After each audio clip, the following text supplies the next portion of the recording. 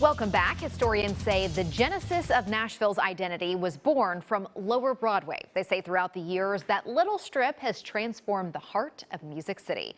News 2's Alex Dennis explores the evolution of the entertainment district and yet another change in the way in our day-long series, Broadway Out of Bounds.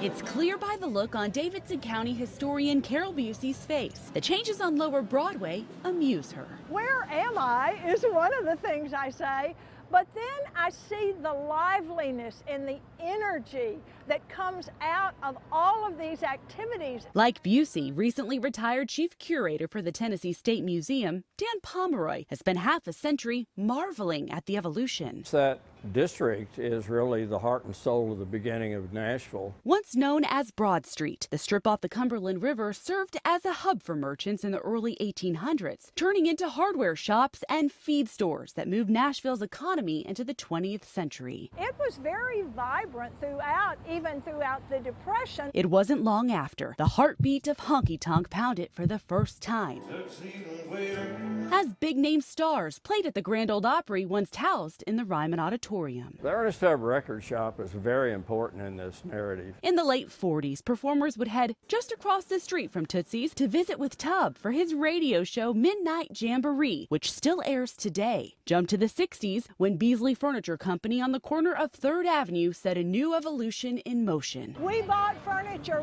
right over there behind you at the Harley Holt Furniture Company, which is approximately where the Broadway Brewhouse is today. Shortly after, the area fell in hard times. And you could go up and down Lower Broadway and building after building was abandoned. There was a big strip club. There were citizens who knew things had to change. Many credit professional sports for laying the groundwork in the 90s that sparked the boom on Broadway we see today. He scores!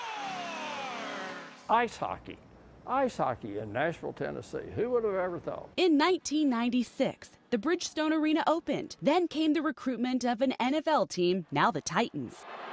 What's happened in the last 20 years is almost jaw-dropping. Country artists also invested in the growth. Their names on establishments drawing fans ready to party, even in the morning. I see the tractors pulling people and I see tourist buses going back and forth. Clearly you get to a point where government needs to step in and sort of tweak things, which may lead to Lower Broadway's next transformation. And Busey expects the Christmas Day bombing of 2020 will force yet another rebirth. Depend on what ends up happening to those buildings on 2nd Avenue. And Nashvillians should all weigh in on the next genesis. People who are on Metro Council, they're going to be making decisions that will affect the future of this city and the effect of the quality of life for each and every one of us. Everybody needs to be tuned to that. Alex Dennis, News 2.